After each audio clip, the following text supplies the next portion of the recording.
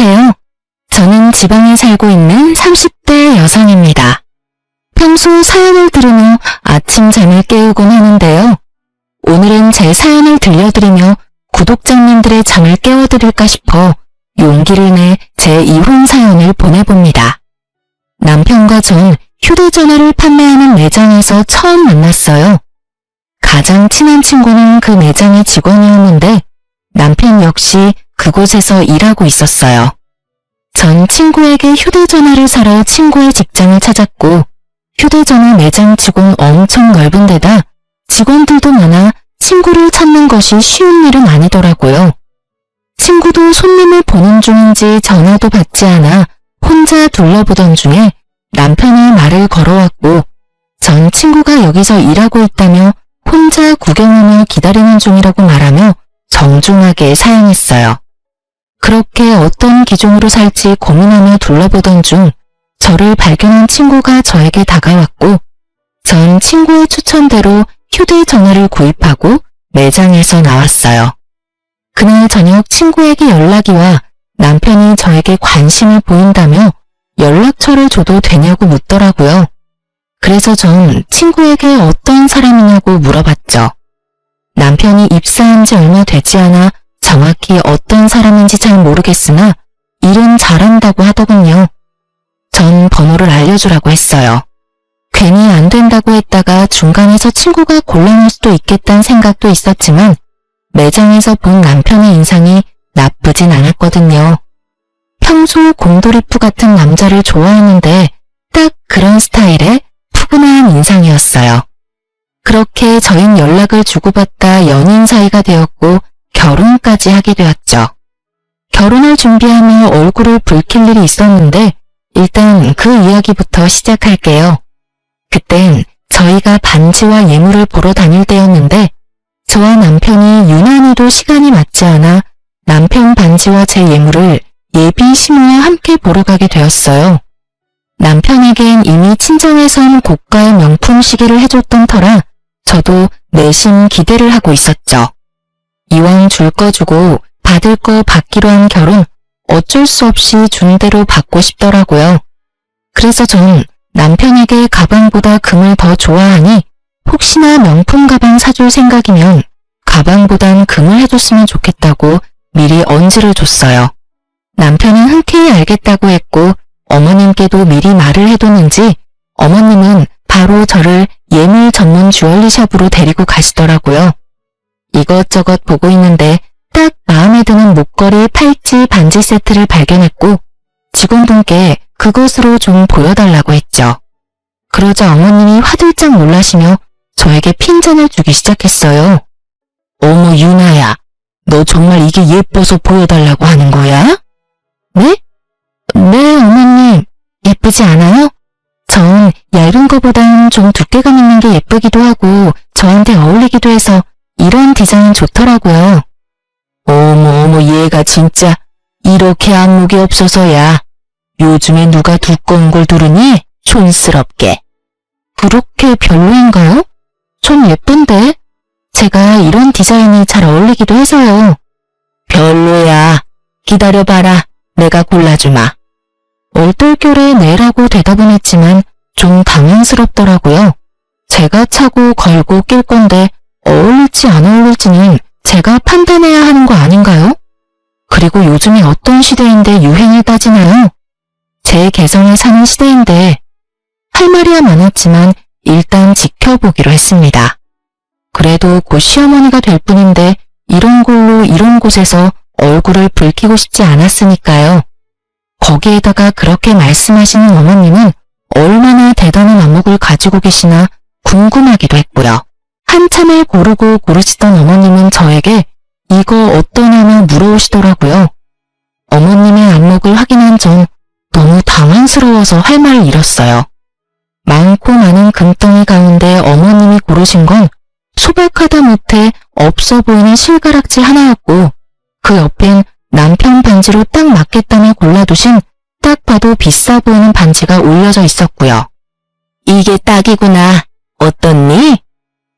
이건 실가락지잖아요, 어머님. 그래, 그게 뭐 어때서 그렇니? 내 보기엔 이게 너한테 딱일 것 같구나. 한번 껴보렴.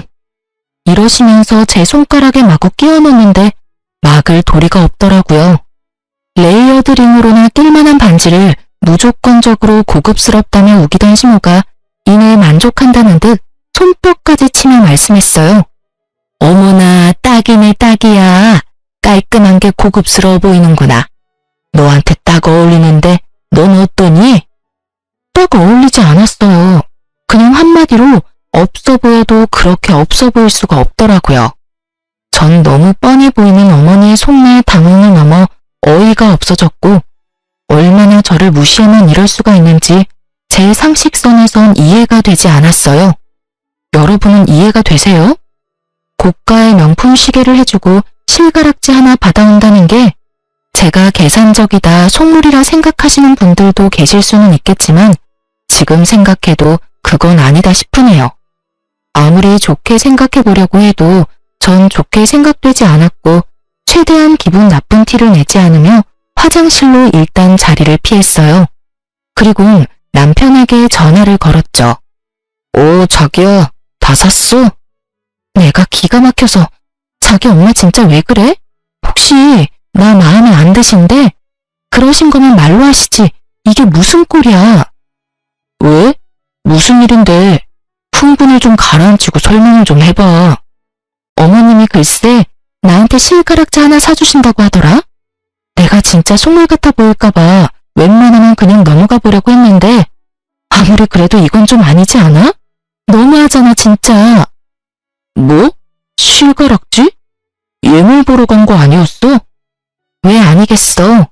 처음엔 마음에 드는 거 고르시라 하길래 적당한 걸로 골랐는데 그건 별로라고 하시면서 안목이 없다니 촌스럽다니 하시면 뭐라고 하시더니 기껏 골라주신 게 실가락지 하나야. 그러면서 내가 계산할 자기 반지는 엄청나게 굵고 비싼 걸로 고르시더라?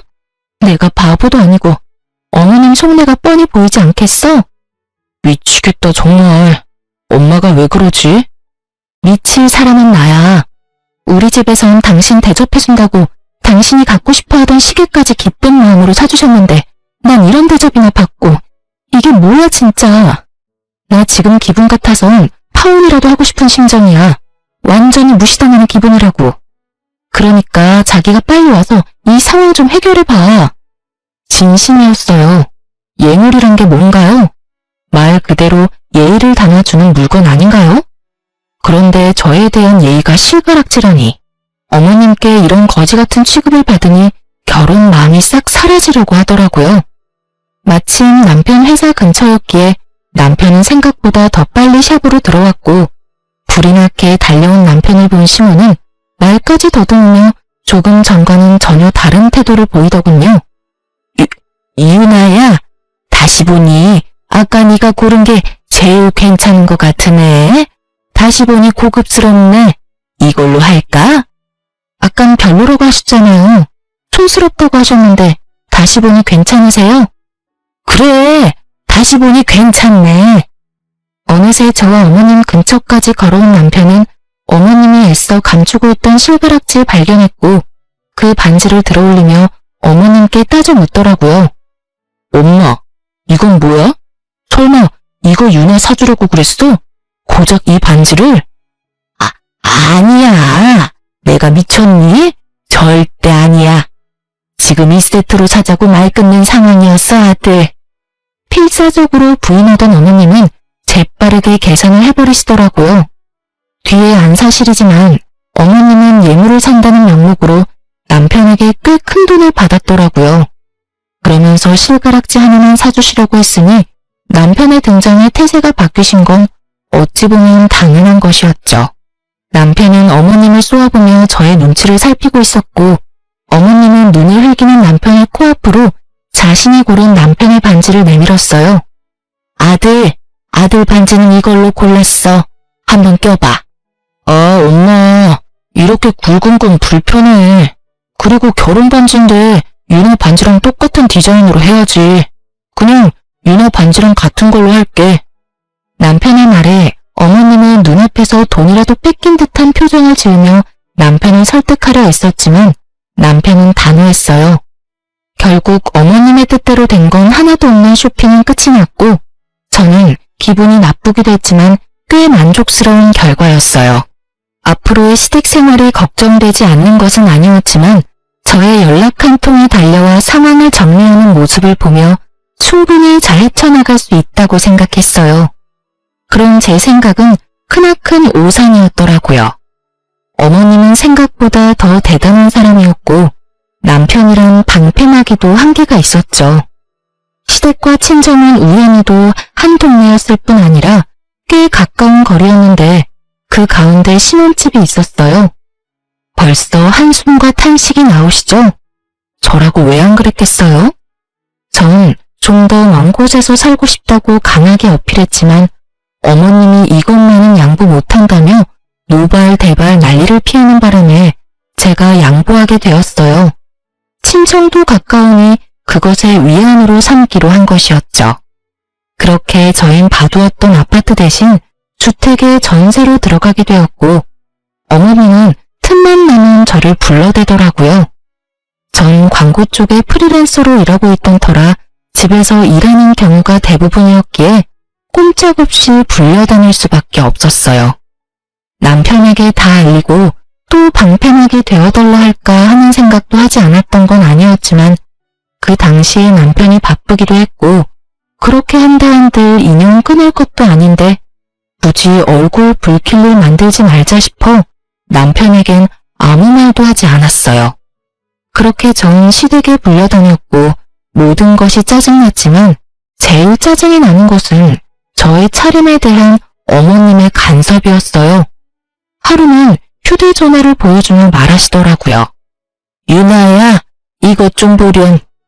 이게 뭐예요? 옷이네요. 이게 왜요, 어머님? 어머님이 보여주신 것은 청담동 재벌집 며느리들이나 입을 법하고 비싸지만 엄청 불편한 투피스였어요. 왜 있잖아요. 드라마에서 보면 재벌집 며느리들이 입고 있는 그런 옷들이요. 투피스 말고도 다른 옷들도 보여주셨는데 딱 그런 옷들만 보여주시더라고요. 혹시나 전 어머님이 사주신다고 하면 불편한 옷은 손이 잘 안 간다며 감사하지만 괜찮다고 해야겠다고 생각했고 어머님은 저의 예상과는 전혀 다른 말씀을 하시더라고요. 앞으로는 우리 집에 올 땐 이렇게 차려입고 오려무나. 암만 그래도 내가 동네에서 위신과 체면이 있는 사람인데 네가 그런 꼴로 동네를 나돌아다니면 되겠니? 제 꼴이 어때서? 몰라서 묻니? 매번 편한 차림으로 오지 않니? 네 꼴을 보면 동네 사람들이 뭐라고 하겠어. 내가 너 때문에 나 부끄러워서 동네에 얼굴을 들고 다닐 수 없는 지경이야. 요즘은 너랑 마주칠까봐 집에 손님도 못 부르고 있어. 그러니까 앞으로는 이런 옷들만 사고 차림에 신경을 좀 쓰도록 해라. 알겠니? 굳이 그렇게까지 해야 할까요? 집도 가까운데 그렇게까지 차려입는 게 더 이상한 것 같아요, 어머님. 시댁이랑 가까우면 막 와도 된다는 법이라도 있니? 난 그런 꼴은 못 본다. 네가 내 며느리가 된 이상 이것만큼은 내 뜻에 따르거라. 난 다른 건 몰라도 남의 입방아에 오르내리는 건 못 참아. 알겠어? 전 아무런 대답을 하지 않았어요. 아까부터 계속 편하다, 막 온다고 하시는데 저 그렇게 편한 차림으로 시댁에 오지 않았어요. 청바지에 니트 차림, 면바지에 가디건 이런 식으로 나름 챙겨 입고 왔었어요. 아니 그리고 걸어서 2분 걸리는 시댁에 가겠다고 그렇게까지 차려입어야 하나요? 심지어 남편은 친정에 갈 때 집에서 입고 있던 편안한 차림으로 가는데 왜 저만 그런 불편한 차림으로 시댁에 와야 하는지 이해도 납득도 되지 않더라고요. 그리고 웃긴 건 그렇게 말씀하시는 어머님 차림은 어떤지 아시나요? 목이 다 늘어난 티셔츠에 몸빼바지같이 축 늘어지는 바지만 늘 입고 있거든요. 저에게 간섭하실 시간에 본인 차림이나 신경 쓰시지 하는 생각이 들더군요. 전 당연히 그런 옷은 사지 않았고 살 생각도 없었어요.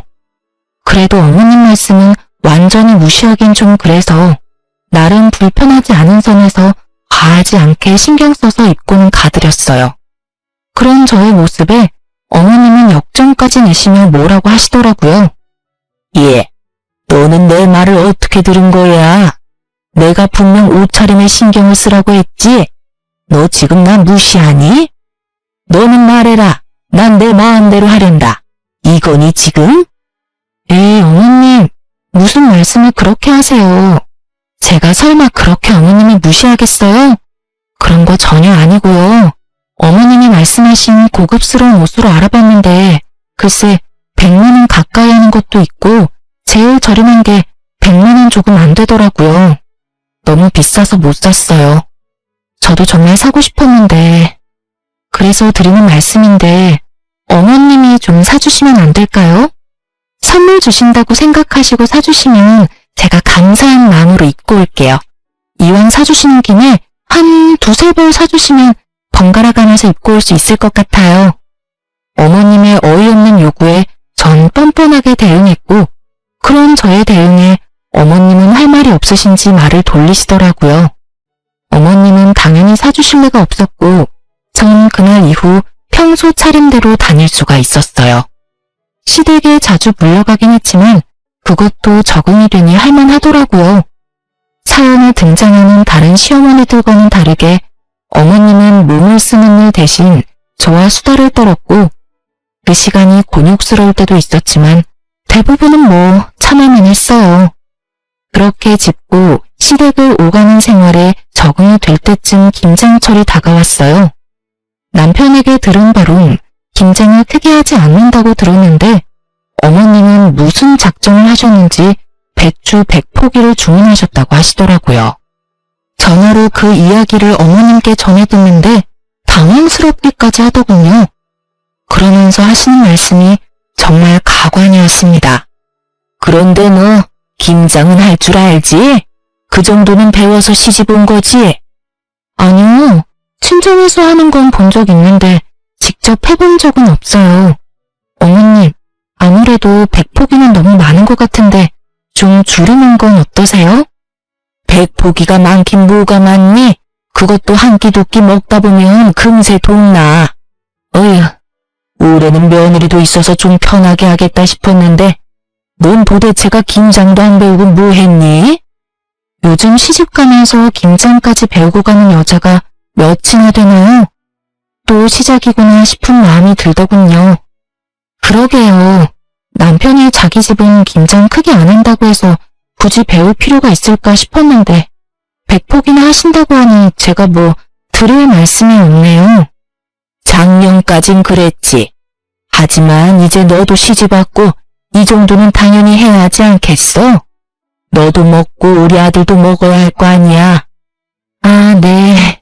제가 김장날 가서 열심히 배우면서 도와드릴게요. 배우면서 돕는다고 도움이나 되겠니? 어쩔 수 없지 뭐. 네 친정엄마라도 와서 도우라고 해.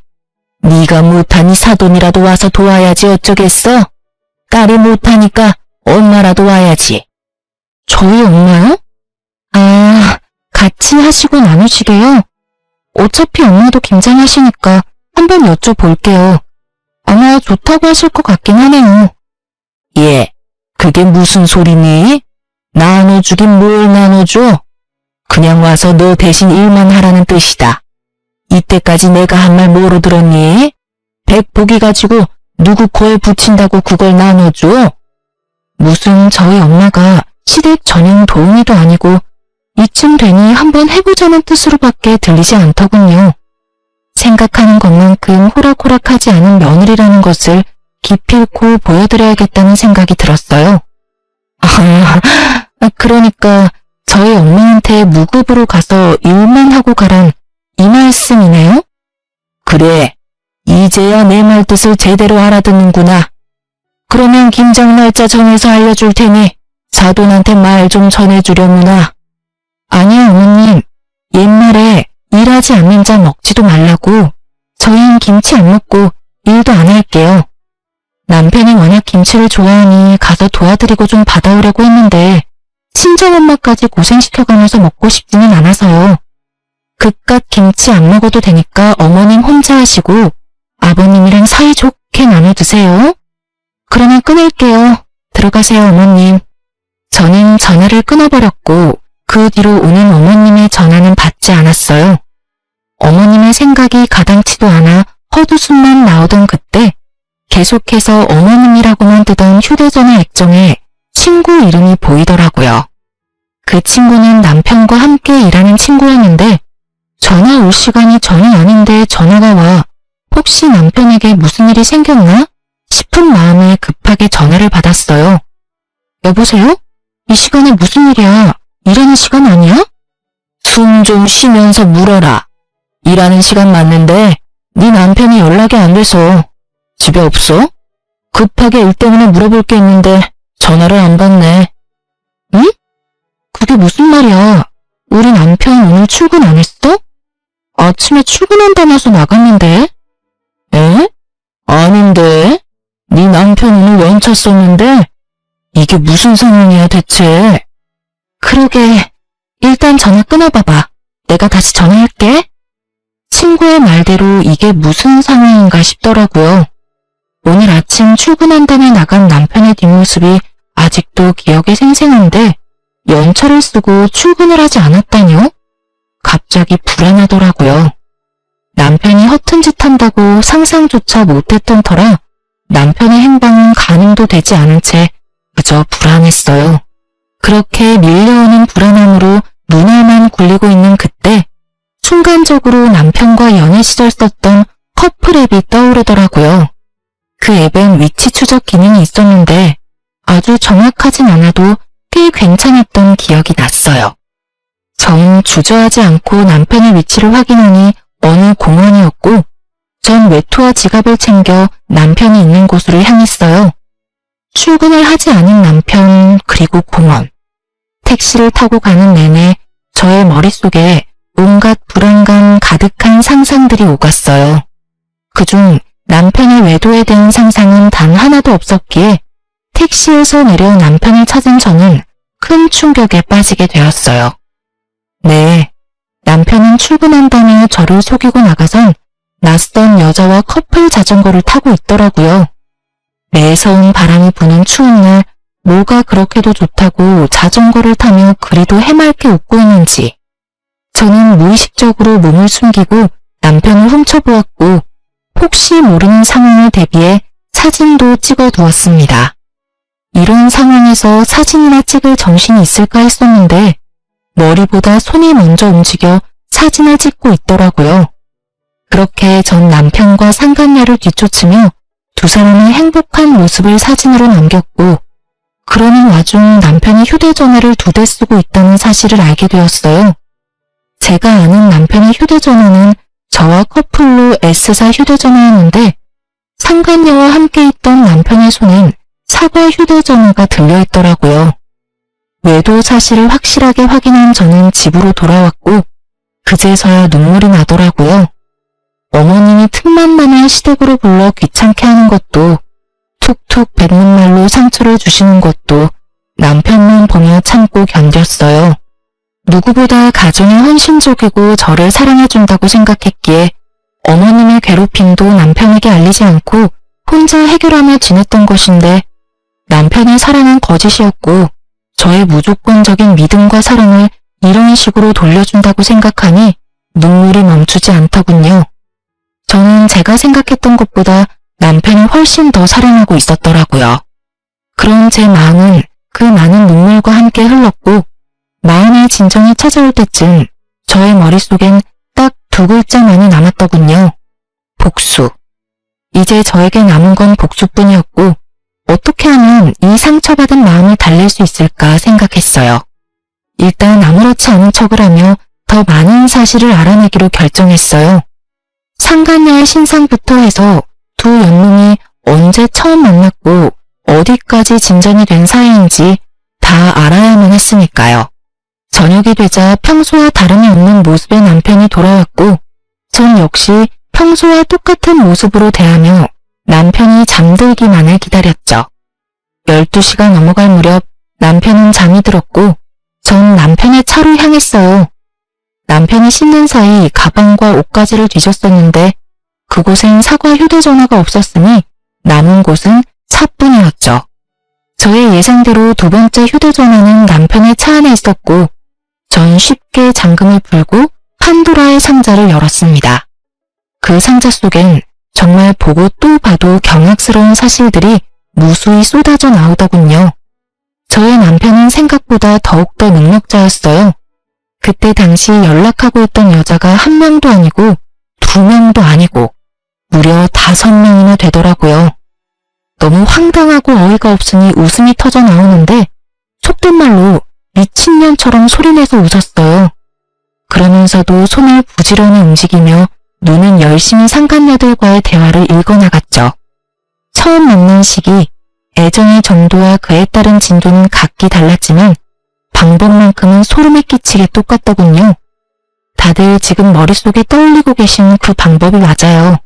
남편은 직장에서 휴대전화를 판매하며 여자들을 꿰었고 그것은 저와의 첫 만남과 아주 많이 닮아 있었어요.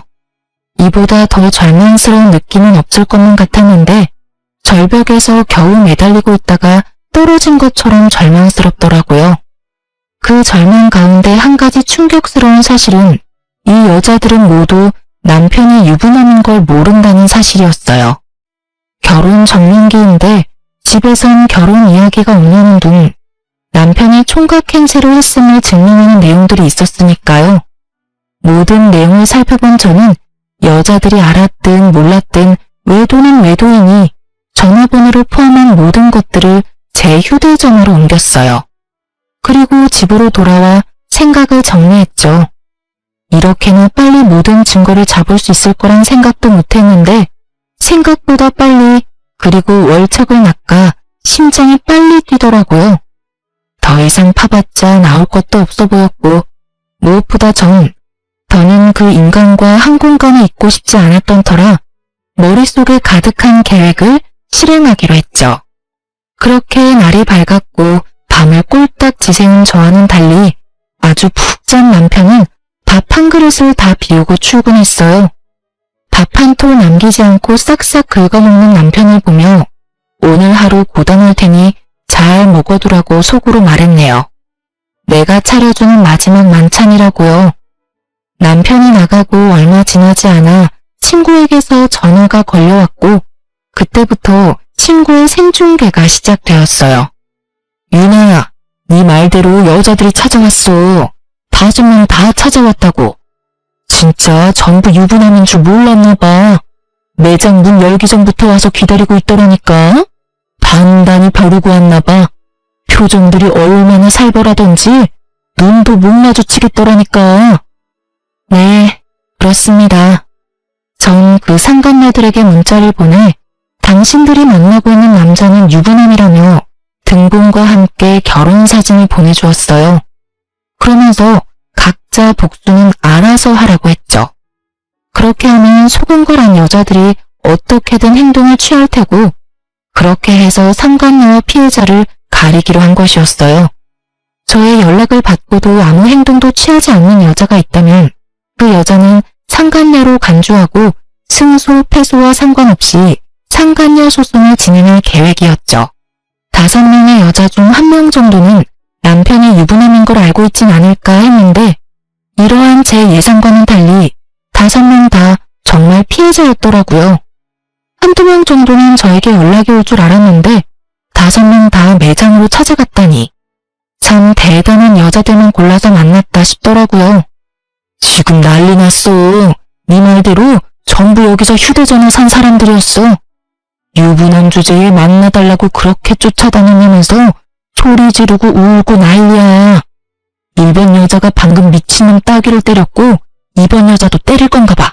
어머, 힘이 좋네. 줄 서서 기다리는 거 보니까 나머지도 다 때릴 건가 보다. 친구는 얼마나 중계를 잘해주는지 마치 제가 그 현장에 있는 듯한 기분이었어요. 돌아가면서 다 때렸고 이제 머리채 잡았어. 어머 유나야, 난리다 진짜. 여기 2 여자 똑같은 반지 끼고 있어. 대박. 프로포즈도 비슷하게 했나봐. 나머지 3 여자는 뺨 한 대 때리고 그렇게 살지 말라고 하고 갔는데 2 여자는 울고불고 난리다 난리. 이야, 저거 완전 쌍놈이네. 어떻게 똑같은 반지를 사주냐? 그것도 유부남이? 지금 여자들 반지 빼서 저 새끼한테 던졌어. 흥미진진한 생중계를 듣고 있는데 웃음이 다 나더군요. 남편이 당하고 있는 꼴이 통쾌해서도 있었지만 어이가 없어서도 있었어요. 유독 두 명의 여자와 나눈 대화 내용이 예사롭지 않다 싶더니 결혼 이야기까지 오갔나 보더라고요. 유부남이 간도 크지. 프로포즈라뇨. 반지라뇨. 도대체 무슨 생각으로 그딴 짓까지 하고 돌아다닌 것인지 제 상식에선 도저히 알 수가 없었어요. 통화 너머로 들려오는 현장은 욕설과 울부짖음으로 가득했고 친구는 이제 거의 끝나간다며 나중에 다시 통화하자며 전화를 끊더라고요. 생중계가 끝난 뒤 또 다른 통쾌한 복수가 있을까 고민에 빠졌어요. 그렇게 이리저리 머리를 굴려보고 있는데 집 밖이 소란스럽더라고요. 언뜻 싸우는 소리 같았는데 들리는 목소리가 이상하게 귀에 익어 나가보니 글쎄 저희 집 앞에 어머님과 친정엄마가 마주보고 서 있더라고요. 우연히 마주친 것인지 아니면 어머님이 엄마를 부른 것인지 알 수는 없었으나 한 가지는 분명히 알겠더라고요. 어머님이 일방적으로 엄마에게 화를 내고 있다는 사실을요. 어머님은 매서운 눈빛으로 엄마를 쏘아보고 있었고 엄마는 고개를 숙이고 있더군요. 내가 며느리한테 네가 김장을 할 줄 모르니 네 엄마라도 불러서 일 도우라고 하니까 뭐라고 했는 줄 아세요? 글쎄 사돈딸이 친정엄마 고생시키기 싫다고 나 혼자 김장해서 아버님하고 나눠 먹으라고 말합디다. 그러곤 전화를 뚝 끊어버리는데 아니 이런 법도가 어디 있습니까? 말하는 싸가지는 둘째치고 어른이 전화를 끊지도 않았는데 자기 할 말만 하고 전화를 끊다니 내가 살다 그런 꼴은 또 처음 봤지 뭐예요. 사돈이 딸 교육 잘 시켜준 덕분에 제가 별꼴을 다 당해보네요.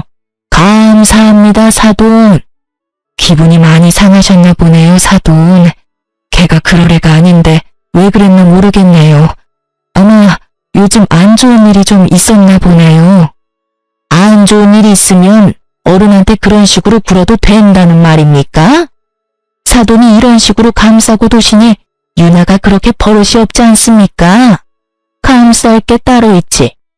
그렇게 버릇없이 굴면 친정엄마가 나서서 그 버르장머리를 고쳐주셔야죠. 암요. 제가 유나 불러다 한 소리 할 테니 그만 마음 푸세요. 한 소리 가지고 되겠어요? 아주 눈물나게 홍구멍을 내줘야 한다고요. 다시 생각해도 황당하네요 정말. 어찌 그렇게 자기 할 말만 하고 전화를 또 끊는지. 자기는 김치 따위 안 먹어도 된다고 하는 말이 아직 귓가에 울린다고요. 그놈의 김장이 뭔지 그놈의 딸이 뭔지. 딸 가진 것이 죄인이라고 잘못도 없는데 고개를 숙이고 있는 엄마를 보니 정말 눈이 확 돌아가더라고요. 전 계획적인 복수고 나발이고 그냥 다 터뜨리고 여기에서 끝내야겠다는 생각이 들었고 고개 숙인 엄마 앞을 나가서며 어머님께 말했어요. 어머님, 할 말 있으시면 저한테 하세요. 애꿎은 사람 잡지 마시고요. 그래? 그렇게 소원이라면 그렇게 해주마. 너 누구한테 어떻게 배웠길래 버르장머리가 그 지경인 게야? 어른한테 그따위로 하면 안 된다는 거 정도는 기본 소양 아니니? 어머님의 언성과 콧대가 높아지면 높아질수록 동네 사람들은 몰려들었고 한마디씩 더 하기 시작하더라고요. 그래서 전 동네 사람들이 다 들을 수 있게 고래고래 소리를 질러주었어요. 저한테 기본적인 소양 따질 시간에 본인 아들부터 잘 가르치시죠? 소양, 예의, 버릇 좋아하시는 그쪽 아들분이 지금 꼴같지 않게 바람을 피우고 있어요. 그런데 제가 기본적인 소양 지켜가며 김장이나 하게 생겼어요? 저희 엄마가 일이나 하게 생겼냐고요. 저의 말에 한순간에 판도는 뒤집혔고 평소 동네에서 큰 소리를 치며 대장질하던 어머님의 얼굴이 순식간에 달아오르더라고요. 그 옆에 고개를 숙이고 계시던 엄마도 많이 놀라셨는지 저를 보시더라고요. 너, 그 말이 다 사실이야? 유서방이 바람을 피웠어? 사실은 무슨, 당연히 다 거짓말이죠. 너 그게 무슨 말도 안 되는 모함이야? 다른 것도 아니고 바람이라니. 내 아들은 절대 그럴 리가 없다. 아, 그렇고 말고. 확신에 가득 차 노발대발하는 시민에게 휴대전화에 가득한 증거사진과 대화들을 보여주며 크게 읊어드렸죠. 주변에서 싸움 구경하던 이웃들이 다 들을 수 있도록 말이죠. 두 눈으로 아들의 파렴치한 짓을 본 어머님은 잠깐 멈칫하는 듯 하더니 손바닥 뒤집듯 태세를 바꾸시더군요. 네가 평소에 얼마나 못했으면 그 순진한 내 아들이 바람을 피워. 나한테도 그따위로 하더니 내 아들을 얼마나 들들 볶았으면 바람을 피우냐고. 내가 안 봐도 뻔하다 뻔해. 우기기가 아주 선수급이더라고요. 궁지에 몰리니 말도 안 되는 말을 해대면 우겨대는데 들을 가치도 없는 말이라 사뿐하게 무시하고 더 충격적인 사실을 알려드렸죠. 그 순진하신 분이 글쎄 한 명도 아니고 두 명도 아니고 무려 5명이랑 바람을 피우고 있더라고요. 거기다 유부남인 것도 속이고 만났던데요. 그거 사기예요, 사기. 얼마나 순진하시면 사기까지 치고 다니는지.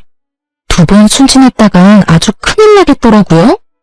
거기에다가 그중 2명한테는 프로포즈까지 했다고 하더라고요. 똑같은 반지까지 사줬다고 하던데. 조만간 아드님 깜빵 가게 생겼어요. 5명이라는 말이 어지간히 충격적이었는지 어머님은 눈도 깜빡하지 못하고 서 있더라고요. 동네 분들도 많이 놀라셨는지 잠시 멍해들 계시다가 이내 수근거리시며 남편과 어머님을 향해 찰진 욕을 내뱉기 시작했어요. 가만히 듣던 어머님은 화가 머리끝까지 나셨는지 다짜고짜 제 뺨을 때리시더라고요. 말릴 새도 없이 두 눈 앞에서 딸이 맞는 모습을 본 엄마는 주저하지 않고 시모의 머리채를 잡으셨고 시모 역시 엄마의 머리채를 잡았어요. 네가 감히 누구 앞에서 누굴 때려? 맞을만 하니까 때리지. 딸 교육 하나 기가 막히게 시켰어 아주. 갑작스럽게 벌어진 상황에 당황스러운 것도 잠시 두 사람을 제지하기 위해 제가 나서봤지만 저 혼자의 힘으론 역부족이더라고요. 그렇게 싸움은 계속되고 있었고 힘이 많이 빠져 머리채를 잡은 손가락이 많이 풀린 어머님과는 달리 엄마는 작정한 듯 어머님의 머리채를 잡은 손이 다 떨릴 정도로 힘을 주고 계셨어요. 생각보다 길어지는 싸움에 동네 분들이 나서주시려는 그때 우리 엉망인 남편이 달려와 엄마와 어머님을 떼어놨어요. 그리고는 저에게 다짜고짜 따지기 시작하더군요. 당신이 그 여자들한테 연락했어? 화낼 사람이 누구인데 양심도 없이 따지는 걸까요? 마음 같아선 한 대 쳐버리고 싶었는데 이미 하고 있는 꼴이 처참해 손도 올라가지 않더군요. 전 생중계를 통해 남편의 꼴을 이미 예상하고 있었던 터라 크게 놀랍지도 않았지만 시모는 많이 놀란 것 같더라고요. 뭐 놀란 걸로 치면 저희 엄마도 마찬가지이긴 했지만요. 아들, 이게 무슨 꼴이야? 너 싸웠니? 맞았어? 감히 누가 내 아들한테 손을 댄 거야? 누구야? 도대체 누구야? 어머님은 남편을 추궁하기 시작했고 그제서야 자신의 꼴이 어떤지 자각한 남편은 황급히 얼굴을 가리더군요. 이미 늦은 일이었지만요. 그러면서도 저를 원망하고 싶은 모양인지 끊임없이 물어오더라고요. 당신이 말했어? 네가 말했냐고. 아무리 내가 잘못했다고 해도 어떻게 그 여자들한테 사실대로 다 말하면 어떻게 해? 나 고소당하게 생겼다고. 어떻게 책임질 거야? 너 진짜 제정신 아니구나? 그딴 걸 왜 나한테 물어? 그리고 네가 잘못한 일 네가 알아서 해결해야지 누구 보고 책임지라 말아야? 사기를 치든 고소를 당하든 네 문제는 네가 알아서 해결하고 위자료나 준비해. 나 너랑 이혼할 거거든. 뭐? 이혼? 너 지금 이혼이라고 했어? 그래, 이혼이라고 했다. 그러면 내가 이 꼴까지 보고 너랑 계속 살 줄 알았어? 내가 진짜 혹은 줄 알아?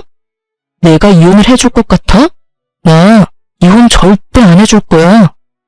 야, 네가 이혼하기 싫다고 하면 이혼을 못할 거라고 생각해? 착각도 이분수지.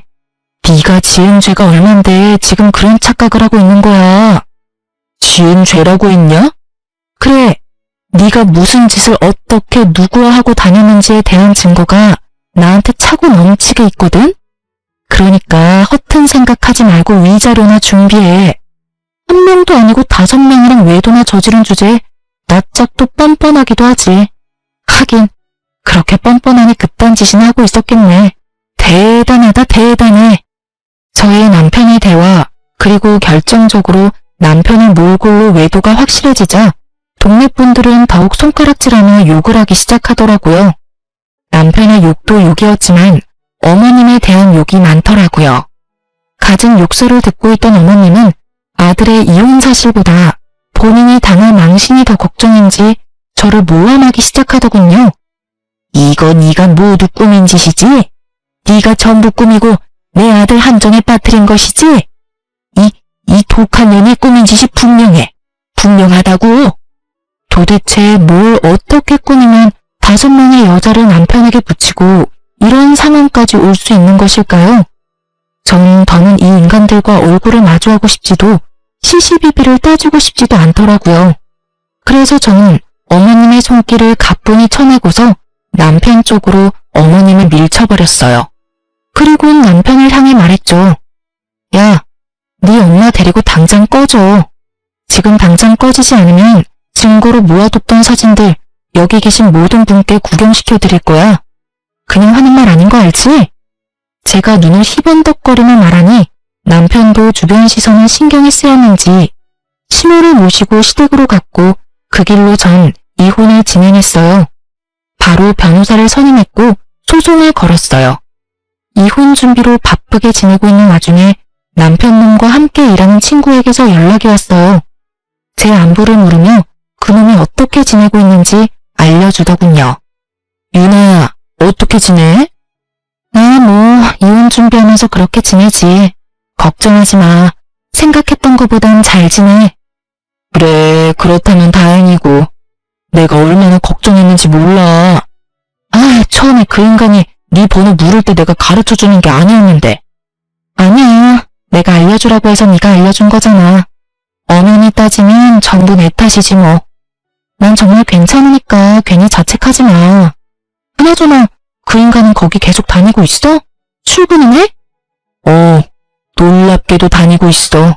얼마나 뻔뻔한지 그 난리가 났었는데도 꿋꿋하게 출근을 하더라니까. 진짜 뻔뻔하긴 하다. 나 같으면 절대 못 나갈 것 같은데. 하긴 위자료 주려면 열심히 일은 해야지. 하긴 여기 사람들 다 손가락질하고 욕하고 난리도 아니야. 그뿐인 줄 알아? 말 걸어도 다 무시하는데 그 모진 냉대에도 네 말대로 위자료 주려고 그러는지 얼굴에 철판 깔고 열심히도 출근하고 있어. 근데 그러면 뭘 하니? 이혼 소송 말고 사기로도 소송 2건이나 진행 중인 것 같던데. 거기에 정신이 쏙 빠져서 일도 엉망진창으로 하고 매출도 못 내고 있어서 곧 잘릴 것 같아. 완전 오늘 내일 하고 있어. 그거 참 뿌린 대로 잘 거뒀다고 생각했어요. 다른 소송은 어떻게 마무리되었는지 잘 모르겠지만 전 위자료를 받고 이혼했습니다. 명백한 유책 배우자는 남편이었기에 결과에 큰 이변은 없었죠. 전 시댁은 동네에서 망신을 크게 당했기에 집을 싼 값에 급하게 내놨지만 생각만큼 빨리 나가지 않더라고요. 덕분에 친정에 있던 저의 귀에도 그 망할 식구들의 소식이 들려오더라고요. 그렇게 전해 들은 소식에 의하면 이러했죠. 그 집구석에서 유일하게 제정신이었던 전 시부가 그래도 아들인지라 전 남편을 집으로 받아주긴 했지만 소송에 관한 그 어떤 금전적인 도움은 없을 거라고 못을 박았다고 하더군요. 저에게 위자료를 주고 남은 돈이 얼마 없다는 것을 뻔히 다 알고 있던 전 시부는 전 시부 몰래 돈을 해주려다 걸리게 되었고 그렇게 둘 다 집에서 쫓겨났다고 하더군요. 우연히 외출하고 돌아오는 길에 전 시댁 앞에서 무릎 꿇고 앉아 빌고 있는 두 사람을 봤는데 참 통쾌하더군요. 여보, 한 번만 용서해줘요. 하나뿐인 아들 옥살이 시킬 수는 없어서 도와주려고 했던 거예요. 다신 그러지 않을 거고 그런 마음도 먹을 일 없어요. 이제 도와주려고 해도 당신이 다 뺏어가서 돈도 없잖아요. 그러니 문 좀 열어줘요. 아버지, 집에 손 벌리지 않을 테니 집에만 들어가게 해주세요. 저 진짜 갈 데 없다고요. 그렇게 한참을 빌던 모자가 겨우 열린 대문 안으로 들어가는 모습을 지켜본 눈이 저를 포함해 한둘이 아니었어요. 표정을 보아하니 다들 통쾌하다고 생각하는 듯 했어요. 저 역시 그러했고요. 전 남편은 당연스럽게 두 건의 소송에서도 졌고 누구에게도 그 어떠한 도움을 받을 수 없었던 전 남편은 결국 대출받아 그 많은 여자들에게 위자료를 줬다고 하더군요. 그 어마어마한 대출빚을 갚기 위해 밤낮 없이 공사판을 전전하며 일용직으로 일하고 있다고 했어요. 그렇게 마지막까지 통쾌한 소식만을 전해주던 전 시댁은 집이 팔리자마자 이사를 가버렸고 그 후론 소식을 들을 수 없었어요. 동네에 소문까지 나며 이혼을 하게 된 저는 엄마가 걱정이 됐어요. 평소 동네 분들과 왕래가 잦은 엄마인데 제가 잘못한 것은 없었어도 어찌되었든 불미스러운 일이 있었으니까요. 하지만 그 걱정은 쓸데없는 것이었더라고요. 엄마 말로는 그간 순둥순둥한 엄마의 얼굴에 알게 모르게 무시하던 동네 분들이 계셨었는데 그날 엄마가 싸우는 모습을 보시곤 아주 친절하게 대해주신다고 하시더라고요. 그러면서 앞으로는 참지 않고 살 거라고 하시는데 한참을 웃었어요. 요즘 제 근황을 말씀드리자면 전 남편한테 받은 위자료로 작은 사무실을 차렸어요. 그 사무실에서 먹고 자며 하던 일을 계속하고 있어요. 결혼 생활을 할 땐 전 시댁에서 오는 스트레스가 이만저만이 아니었던 터라 일에 집중도 되지 않고 그렇다 보니 결과물 역시 만족스럽지 못했는데 요즘은 정말 이래도 되나 싶을 정도로 일의 능률이 향상되었어요. 저를 찾아주시는 고객분들도 많아지고요. 요즘엔 기업에서도 의뢰가 들어와 이런 추세라면 직원을 뽑아야 할 것 같은데 어떻게 할지 고민에 빠져있네요. 참 행복한 고민이죠? 이렇게 이혼 후 모든 일이 잘 풀리고 큰 걱정 없이 살고 있습니다. 이로써 저의 이야기는 끝이 났어요. 제 나름대로는 통쾌한 결과였는데 여러분은 어떠셨는지 모르겠네요. 두서없는 사연 끝까지 들어주신 구독자분들 감사합니다. 좋은 하루 되세요.